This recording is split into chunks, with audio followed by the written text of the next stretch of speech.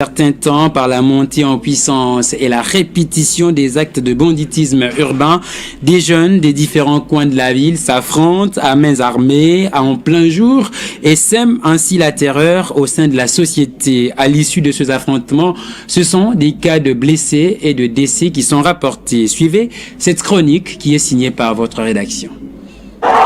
Pour la plupart, ce sont des jeunes garçons âgés entre 14 et 25 ans. Reconnus par la fameuse appellation des Koulouna, ce jeune présumé délinquant livre des spectacles désolants et affectant les mœurs électriques. Affrontements en plein jour avec des armes blanches, dont notamment les machettes, les couteaux et les bâtons. Ce jeune dépourvu de tout sens de l'humanisme parvient à se lancer des grosses pierres et à se frapper par des bâtons jusqu'au point de se donner la mort. Les cas de ces actes se perpétuent à Kinshasa et surtout dans certains quartiers dits reculés de la ville. Les forces de sécurité, soupçonnées d'être infiltrées et donc parfois complices, se voient dans la plupart des cas impuissantes devant ce délire. La circulation à des heures tardives devient de plus en plus inquiétante. Ce jeune désœuvreux se positionne deux fois dans certains coins à des heures de pointe et se donne le luxe de stopper les paisibles passants pour leur quémander. Les passagers qui s'entêtent de libérer de l'argent sont agressés violemment, nous rapportent certains Kinois sous couvert de l'anonymat. Après les faits qui se sont produits à Yolo et à Lingwala, d'autres actes de banditisme juvénile ont été rapportés dans d'autres quartiers de Kinshasa. En début du mois de septembre, la police de Kinshasa avait présenté au public un groupe des présumés Koulouna, mais pour la population, cela semblait être insuffisant et inefficace, et l'on pense qu'il faudrait aller au-delà. Depuis le départ d'un groupe de délinquants à Kanyama Kasese, l'on n'a plus vu d'autres actions de haute envergure.